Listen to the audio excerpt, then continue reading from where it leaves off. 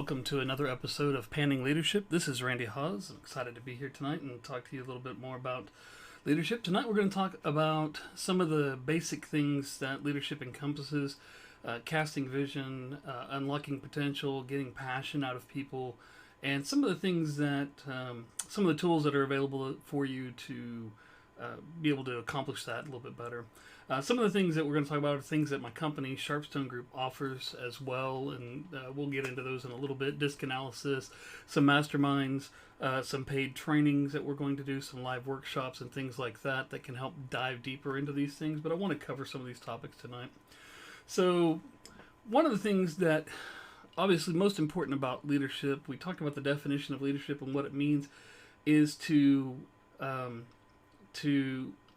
unlock the potential of the people that are with you. And I think that in order to do that, first you have to unlock your own potential. And so one of the biggest things about leadership is I think you need to be constantly learning. You need to be constantly engaged in the idea of stretching who you are and what your capabilities are. That without the discipline of trying just a little bit more to understand yourself just a little bit more, to define yourself just a little bit more, to enhance your strengths a little bit more, then you stagnate out and you just become mediocre. And I think that the goal of all leaders, at least when they start, is to achieve more, to achieve greater things, to really be that person that stands out, and to bring that team together that stands out, or to bring that product or that company or whatever the leadership is over, the flock, whatever, to the point where they stand out in the field that they're in.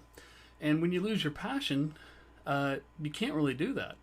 And one of the keys, I think, to keeping the passion going is having a clear vision. You really have to know exactly what you're driving for. And the key to having a clear vision is to refine it on a daily basis. To every day ask yourself, why am I doing this? Why am I going out and doing these things? Why are we pushing for this? And is that vision clear? Can it be made even clearer? And then when you have the vision of where you're going, what are the steps to get there? How do we need to get there? Who do I need to do what in order to get where I'm going? So and then taking the time to do a renewal and learning and self-education, getting some coaching, maybe getting involved in a group where like-minded people are pushing each other and helping to share group wisdom, going to workshops, reading a book, listening to a blog or a podcast, reading a blog, writing a blog, or putting a podcast out yourself. Those are all ways to push yourself, all ways to stretch in different areas, which helps to renew what you're doing. One of the things that used to be when you had a broken arm or some sort of surgery where there was recovery, you would be in the hospital for a long time, and you would sit and you'd wait, and you wouldn't use what was operated on.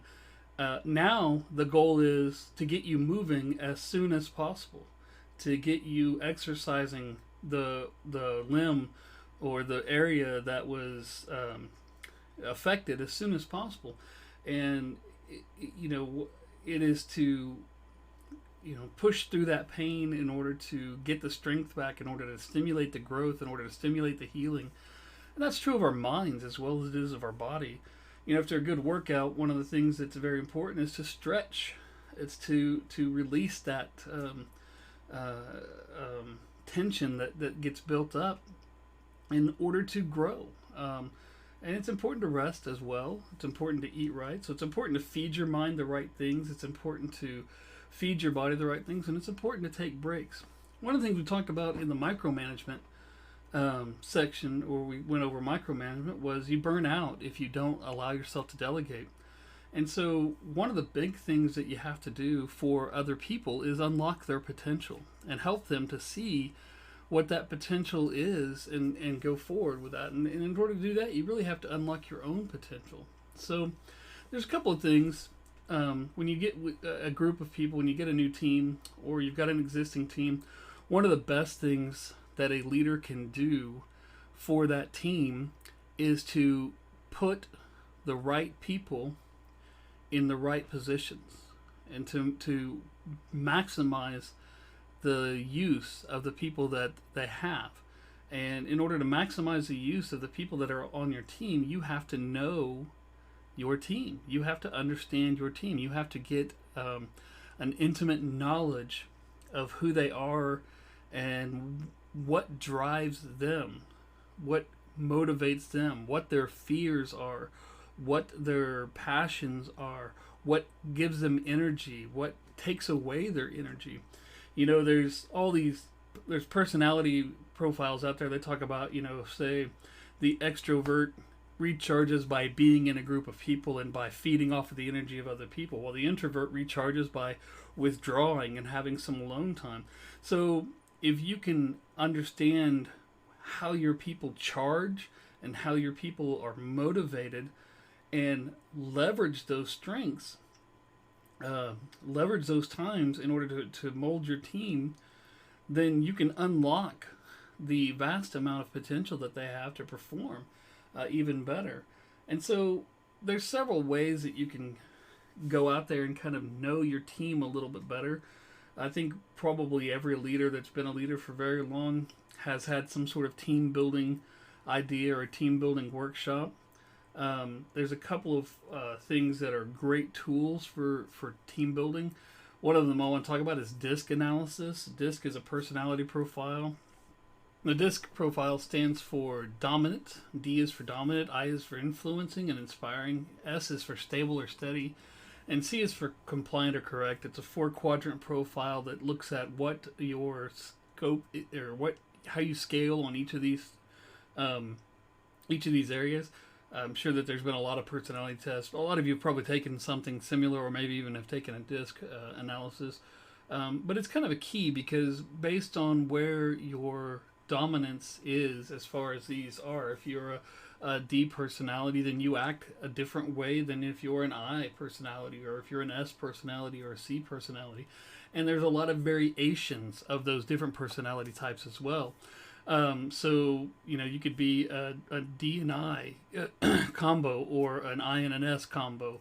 And the different combinations or the different numeric score that you get kind of shows a little bit about your personality. And I understand personality is fluid. Personality is different based on different situations. One of the really cool things about the DISC analysis that the Sharpstone Group has access to is that it talks about how your stress reaction is, what your normal reaction is to stress.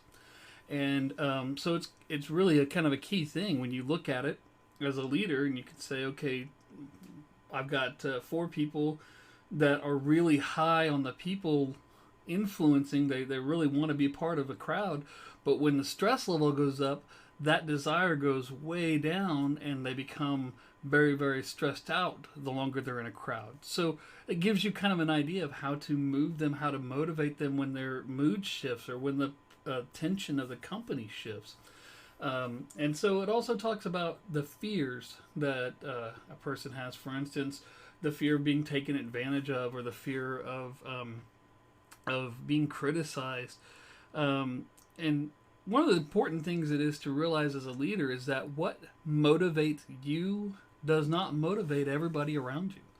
What you're afraid of, and you have fears, whether you want to admit it or not, but what you're afraid of isn't what other people necessarily are afraid of and motivated. And I think a lot of times as leaders, the temptation is to get so involved in knowing the direction that you want to go, knowing where you want to push to, and knowing what it looks like to get there, that you forget to take into account the tools, the resources that you have to take you there.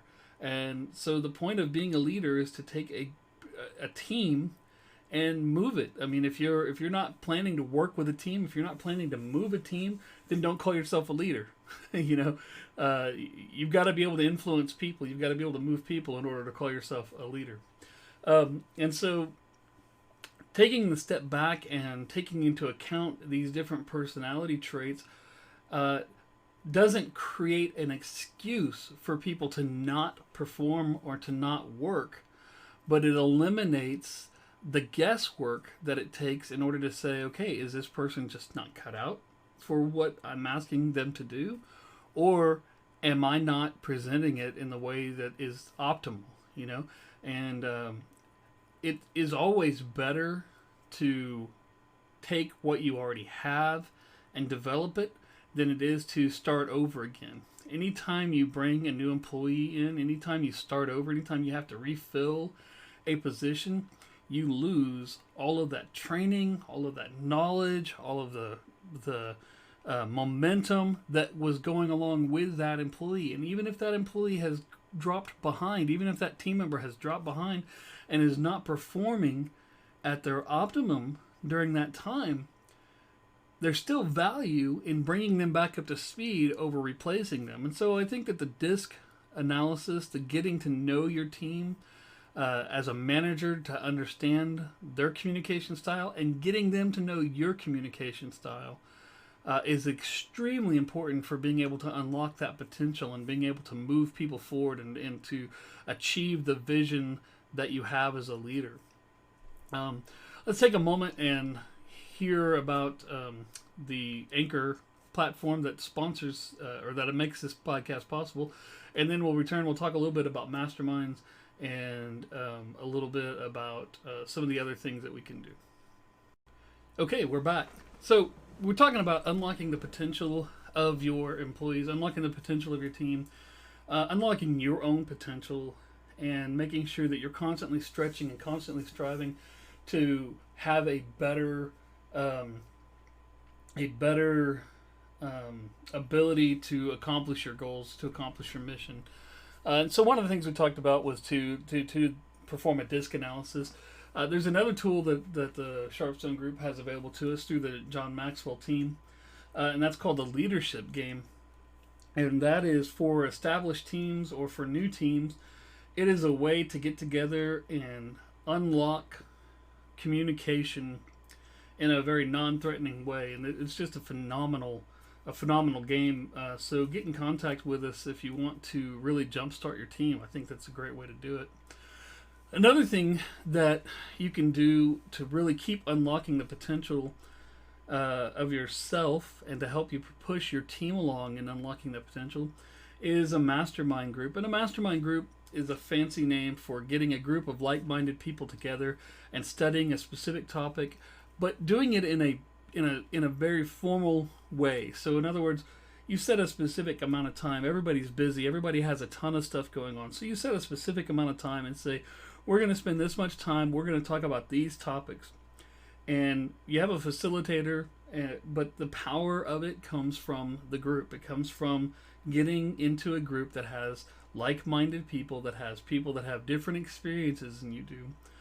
Remember, the different perspectives and different points of view that are out there really are what drive success, because you don't know it all. You might want to think that you know it all, but you don't.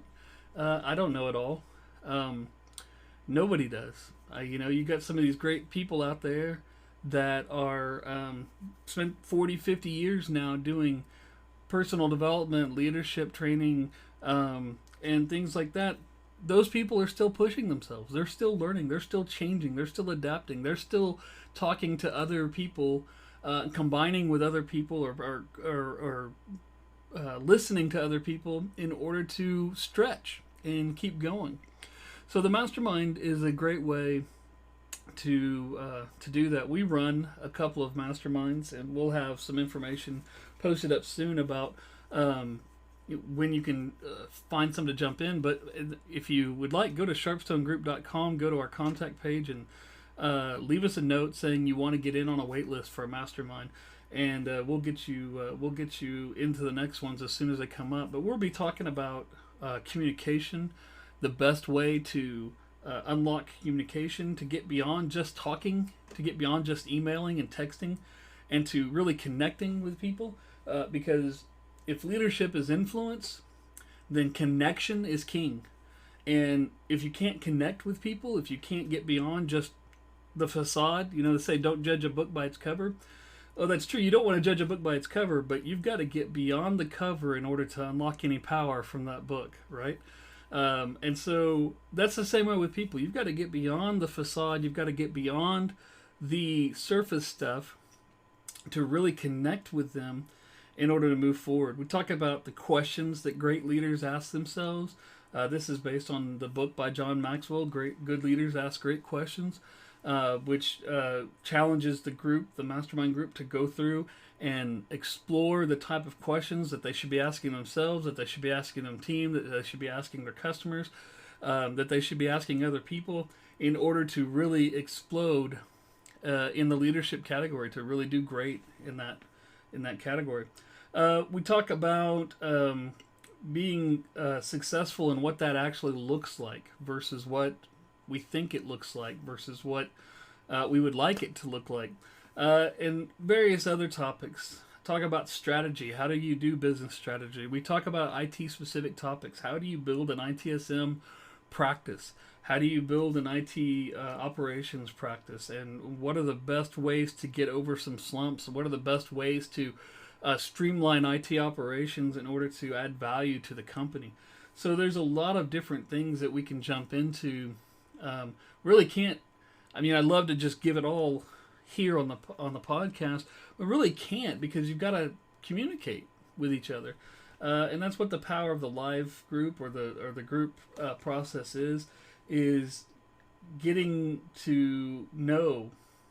You know, you listen to the podcast and you may hear me say things, or you may hear some of our guests say things that you're like, yeah, I've heard that before. Well, when you get together, you do the mastermind, you do the disc analysis or the leadership game or the live training, you kind of get beyond that, because then you can say, okay, I know that, and let's move on to this, and let's really narrow in on this. Let's really focus in on that. In the meantime, for the podcast, what you can do is send us questions, panning at sharpstonegroup.com, or leave us a message on our website, sign up for the mailing list, leave us a message there. Check out our LinkedIn, send us a message on LinkedIn. There's a lot of ways to get a hold of us, but panning at sharpstonegroup.com is a good quick method. Or pop on our Facebook group, Sharpstone Group, on Facebook, and send us a message there with questions or topics that you want to hear about. We've got some exciting topics coming up as we continue the podcast. We'll be talking with someone who works with Tony Robbins in the next week. And I think that'll be really exciting. We're talking about confidence, and also talking about context, and how the context of what you're saying or what you're doing matters, and how to know when the context is shifted, how to shift the context if you need to.